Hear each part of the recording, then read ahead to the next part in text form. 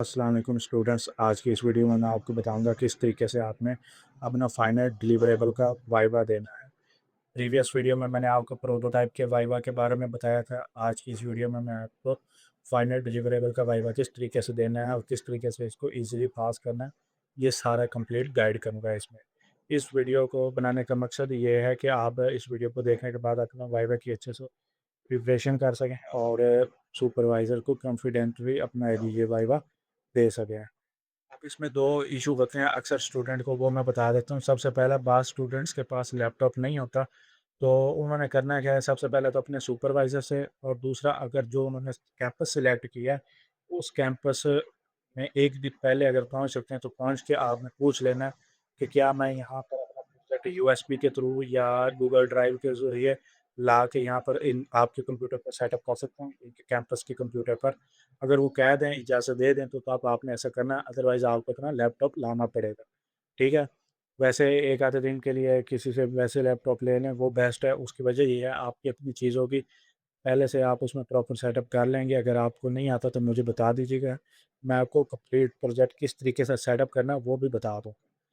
अच्छा, जब ये सारा काम हो जाएगा तो उसके बाद दूसरा आपने करना क्या है, अब आपने अपने उस कंप्यूटर या लैपटॉप को भी सिस्टम होगा आपके पास, उस पर आपने अपना प्रोजेक्ट ओपन कर लेना है पहले से। अगर ज़ैम्प में है, इनके पीएचपी वाला प्रोजेक्ट है, तो आपने ज़ैम्प को स्टार्ट कर लेना है और अपना प्रोजेक्ट ओपन करके बैठ जाना है। प्रोजेक्ट्स के टाइम, जो आपका टाइम लिस्ट में दिया होगा, उससे पहले 5-10 मिनट पहले।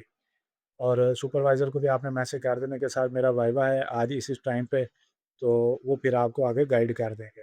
ठीक है? उसके बाद आपने अपने प्रोजेक्ट की कंप्लीट वर्किंग बतानी है। वर्किंग में जो-जो आपकी रिक्वायरमेंट हो, आपने उसको साथ नोट करवाते जाना है और बताते जाना है कि सर ये रिक्वायरमेंट थी प्रोजेक्ट की और ये मैंने बनाया है। जिस तरीके से अभी ये रजिस्टर पेज है, तो मैं आपको बताऊँगा कि रजिस्टर करना था, तो यहाँ पर मैं रजिस्टर करके दिखाऊँगा। उसके बाद मैं साथ सुपरवाइज़र को बताऊँगा कि ये इसकी सारी डिटेल वगैरह थी और इस तरीके से इसमें काम किया है।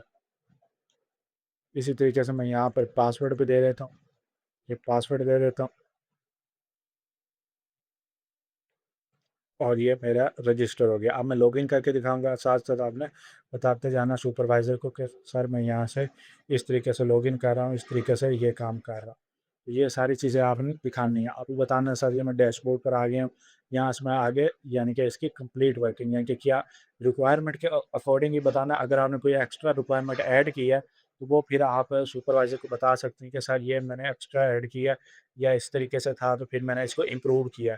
उससे होगा क्या, अगर कोई वैलिडेशन यानी कि जिस तरीके से ईमेल की वैलिडेशन है, तो वो वहाँ पर मेंशन नहीं है, लेकिन आपने खुद से बता देनी है अगर आपने लगाई है तो, ताकि उसे पता चल सके कि सुपरवाइज़र को पता हो कि ये इस बच्चे को काम आता है या इन्होंने काम किया, ये नहीं है कि बस जाँच छुड़ाई है। ठीक है? इससे एज़ पर इम्प्रेशन पड़ेगा सर पर और आपका प्रोजेक्ट ईज़िली आप आगे क्लियर कर सकेंगे। सही है? अभी मिसाल के तौर पर प्रोजेक्ट बनाया और अगर आपका प्रोजेक्ट रिस्पॉन्सिव भी है, तो आपने सर को बताना है कि सर ये मेरा प्रोजेक्ट है और ये कंप्लीट मोबाइल रिस्पॉन्सिव भी है। जो-जो टूल्स यूज़ किए हैं वो आपने बताने हैं। रिक्वायरमेंट बताने के साथ ही आपने ये काम करना है। उसके बाद अब जिस तरीके से यहाँ से मैं बता सकता हूँ सर, यहाँ से मैं सारे स्टूडेंट देख सकता हूँ, नया स्टूडेंट्स ऐड कर सकता हूँ। ऐड करने के अलावा मैं यहाँ पर सारे देख सकता हूँ, उनका डाटा एडिट कर सकता हूँ, उनकी क्लास वगैरह डेट ऑफ बर्थ कर सकता हूँ चेंज, यहाँ से क्लास चेंज करना चाहूँ वो कर सकता हूँ, अपडेट कर सकता हूँ, बैक जा सकता हूँ लिस्ट में, यहाँ से सर्च कर सकता हूँ उनके नाम के अकॉर्डिंग और उसमें जो भी होंगे वो सारे आ जाएँगे। इसके अलावा ये यानी कि अभी ये मेरे पास प्रोजेक्ट है, तो मैं इसकी रिक्वायरमेंट्स दिखा रहा हूँ आपको। इसी तरीके से आपका जो भी प्रोजेक्ट होगा, आपने उसकी सारी रिक्वायरमेंट्स जो डॉक्यूमेंट में थी, वो सारी आपने क्लियर करनी है, ठीक है? छोटी-मोटी कोई हो वो अलग बात है, जिस तरीके से अभी कोई आ जाती है कि लोड मैनेजमेंट या इस तरीके का, तो वो चीज़ फिर आपने अगर वो नहीं भी की, तो उसमें इतना कोई मसला नहीं होता। सुपरवाइज़र को खुद भी पता होता है क्या रिक्वायरमेंट है और आपने क्या किया, सही है? तो ये आपने टेंशन नहीं लेनी अपना, यानी कि प्रोजेक्ट ये भी ना हो कि आपकी बिल्कुल ही रिक्वायरमेंट छोटा-सा काम किया हो और प्रोजेक्ट आगे आप चेक करवा रहे हो, तो ये भी नहीं करना। अपना कंप्लीट वर्किंग करनी है प्रोजेक्ट पे। उसके अलावा सारी रिक्वायरमेंट चेक करवानी है वन बाय वन आपने सर को, कि सर इस तरीके से मैं टीचर ऐड कर सकता हूँ, यहाँ से टीचर देख सकता हूँ, उनको मैनेज कर सकता हूँ, एक्टिव या डीएक्टिवेट कर सकता हूँ, न्यू ऐड कर सकता हूँ और इसके अलावा टाइम टेबल मैनेज कर सकता हूँ, शेड्यूल देख सकता हूँ। ये इस प्रोजेक्ट का तो इसके साथ है, अगर यहाँ के कोई और है तो उसकी रिक्वायरमेंट उसके अकॉर्डिंग होगी, आपने उसी के अकॉर्डिंग बताना है, ठीक है? फ़ी मैनेजमेंट है तो फ़ी मैं चेक करवा सकता हूँ। इस तरीके से सारे हैं, अगर डिफरेंट रोल्स हैं, कहीं के स्टूडेंट का अलग लॉगिन है और एडमिन का अलग है, तो वो फिर आपने उसके अकॉर्डिंग बताना है। उसके बाद अगर ज़्यादातर सुपरवाइज़र नहीं भी करवाते, अगर आपका प्रोटोटाइप अच्छा गया, उसमें कोडिंग के क्वेश्चन वगैरह हुए थे, तो डिपेंड करता है सुपरवाइज़र पर, लेकिन उसमें चांस है कि वो आपसे कोड ओपन ना करवाएँ। ज़्यादातर स्टूडेंट्स को ये कोड का इश्यू होता है कि कोड में कुछ ना करवा लें या वहाँ से कोई क्वेश्चन वगैरह ज़्यादा ना हो। तो उसकी आपने टेंशन नहीं लेनी, उसको भी आपने ओपन करके रख लेना है। मेरा जब वाइवा था, मैंने ओपन करके रखा हुआ था वीएस कोड, यानी कि जिसमें भी मैंने बनाया था अपना कोड ओपन करके रखा हुआ था, लेकिन मेरे से सुपरवाइज़र ने नहीं पूछा था। तो वो डिपेंड करता है सुपरवाइज़र टू सुपरवाइज़र, किसी का वाइवा प्रोटोटाइप का बिल्कुल यानी कि उसे रियायती पास किया गया है, तो फिर उसमें वो पूछेंगे क्वेश्चन आपसे। उसमें भी ज़्यादा नहीं पूछते क्योंकि उन्होंने ज़्यादा सारे स्टूडेंट्स का वाइवा लेना होता है और कैंपस में टाइम होता है उनके पास लिमिटेड। उसमें उन्हें आपकी प्रेज़ेंटेशन भी देखनी होती है, फाइनल रिपोर्ट भी देखनी होती है और फ़ेवरेट सब्जेक्ट वाले टीचर ने भी आना होता है। तो कोडिंग का कोई इतने ज़्यादा इसमें क्वेश्चन होंगे नहीं, कोई एक आधा अगर किसी ने पूछ भी लिया तो वो छोटी-मोटी चीज़ें ही पूछेंगे, क्वेरी पूछ लेंगे, जो कि मैं आपको अभी दिखाता भी हूँ। अच्छा, जो आपका प्रोजेक्ट होगा ना, तो उसको आपने पहले से वीएस कोड में ओपन करके रख लेना है, जो ज़ैम्प के अंदर एचटीडॉक्स के अंदर पड़ा होगा, वो वाला। बाज़ स्टूडेंट करते क्या हैं कि उन्होंने अगर किसी से बनवाया होता है, तो वो जो अपना प्रोजेक्ट होता है, जो किसी और फ़ोल्डर में पड़ा होता है, उसे ओपन करके बैठ जाते हैं। तो उससे होता क्या है कि जो आपका क्रोम पे ओपन हो रहा होता है, वो सेटअप हुआ होता है पीएचपी के ज़रिए, और जो आप चेंजिंग कर रहे होते हैं, वो जो डेस्कटॉप पे या कहीं और पड़ा होता है, उसमें कर रहे होते हैं, तो वो भी चेंजिंग होती नहीं है। तो ये चीज़ आपने लाज़मी ख़्याल रखनी है, कुछ स्टूडेंट्स लापरवाही में ये कर लेते हैं, जिन्होंने वो प्रोजेक्ट नहीं बनाया होता। तो आपने ख़्याल रखना है कि जो प्रोजेक्ट आपने एचटी डॉक्स के अंदर ओपन किया था, इनके यहाँ पर ओपन है क्रोम पर, वही प्रोजेक्ट आपने एचटी डॉक्स में जाके ज़ैम्प फ़ोल्डर के अंदर, एचटी डॉक्स फ़ोल्डर के अंदर जाके वीएस कोड के अंदर वही प्रोजेक्ट ऊपर करना है। वहाँ से चेंजिंग करेंगे तो होंगे, अदरवाइज़ चेंजिंग नहीं होंगी, ठीक है? अब फॉर एग्ज़ाम्पल सुपरवाइज़र कह देता है इस बटन का कलर चेंज करके दिखाओ, तो आपने सबसे पहले नोट करना है कि ये मेरी फ़ाइल कौन-सी है।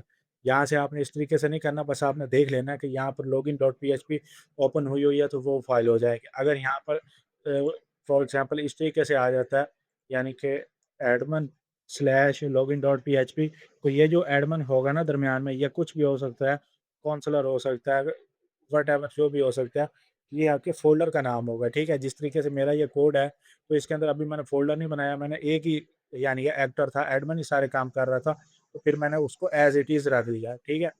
तो बाज़ का होगा उसमें मल्टीपल रोल्स होंगे, तो उसमें करना क्या है, तो फ़ोल्डर वाइज़ चीज़ें पड़ी होंगी, ठीक है? तो वो चीज़ आपने ख़्याल रखनी है। फ़ोल्डर को देख के उस फ़ाइल को ओपन करना है कि ये कहाँ पर है और कौन-सी फ़ाइल पर मैं काम कर रहा हूँ और ओपन कौन-सी फ़ाइल है, ठीक है? अब ये लॉगिन डॉट पीएचपी है, अब मैं जाऊँगा यहाँ पर, अब देखूँगा यहाँ से लॉगिन डॉट पीएचपी कौन-सी फ़ाइल है, तो ये मेरी लॉगिन डॉट पीएचपी फ़ाइल है। अच्छा, अब एक चीज़ आपने नोट कर लेनी है, ये जो कोड लिखा हुआ है ना, ये सारा हमारा पीएचपी का लॉजिक है। ये फ़ाइल के नीचे भी लिखा है, एंड पे भी लिखा हो सकता है, दरमियान में भी लिखा हो सकता है, मोस्टली स्टार्ट पर ही होगा। लेकिन अच्छा, अब यहाँ क्रोम पर जितनी भी चीज़ आपको शो हो रही है ना, ये बैकएंड से तो आ रही है, लेकिन जितनी चीज़ शो हो रही है, ये सारी एचटीएमएल के ज़रिए हो रही है। तो जो भी चेंजिंग आप इसमें करेंगे, वो एचटीएमएल के ज़रिए होगी, ठीक है? वो आप पीएचपी से नहीं करेंगे, वो एचटीएमएल से होगी। यानी कि ये जो इंटरफ़ेस है ना, ये सारा आप एचटीएमएल और सीएसएस की मद और जावास्क्रिप्ट की मदद से करेंगे। मेन एचटीएमएल और सीएसएस से होगा, जावास्क्रिप्ट में कोई भी नहीं पूछेगा आपसे। ठीक है, अनटिल अगर वो आपने मन में बनाया तो फिर वहाँ पर मन स्टैक के रिलेटेड क्वेश्चन होगा या जो भी उसमें आपने टेक्नोलॉजी चूज़ की है। अब इस बटन का कलर चेंज करना है, तो मैं यहाँ पर आऊँगा, अब नीचे जाके आपने पहले देख लेना ये बटन का टेक्स्ट क्या है, सिक्योर लॉगिन है। तो यहाँ पर जाके देखें कहाँ पे लिखा हुआ है, तो ये मेरा सिक्योर लॉगिन लिखा हुआ है। यहाँ पर क्लास लगी हुई है बीटीएन लॉगिन। अब ये है क्या चीज़ बीटीएन लॉगिन?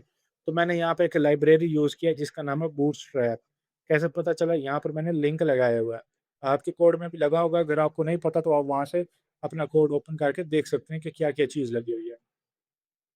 ये जो चीज़ लगी हुई है, ये भी हमारी सीएसएस की इसी बूटस्ट्रैप की सीडीएन है, लिंक है।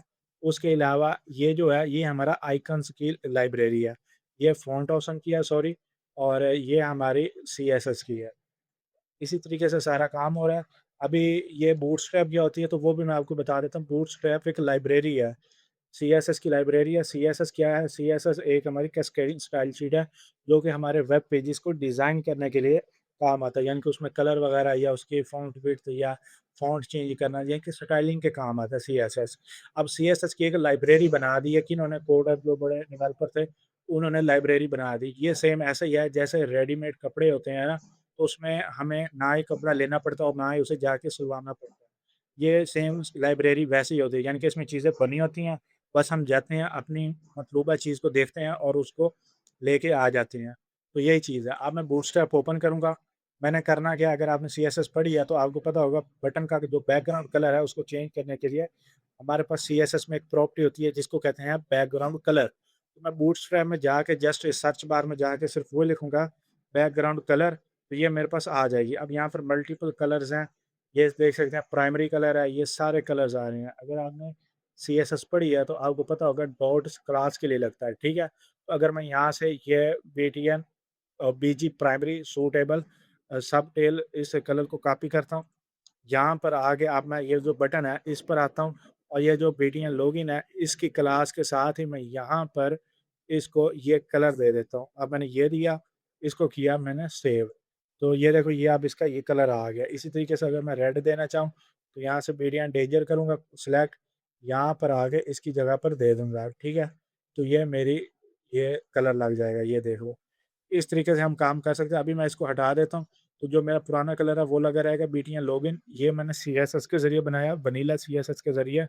वनीला सीएसएस या वनीला जेएस उसको कहते हैं, कि जो हमने काम प्योर सीएसएस या प्योर जावास्क्रिप्ट को यूज़ करके किया हो, ठीक है? यानी कि कोई लाइब्रेरी ने यूज़ की हो। तो ये देखो यहाँ पर मैंने क्लास बनाई है बीटीएन लॉगिन, उसमें मैंने कलर सेट किया।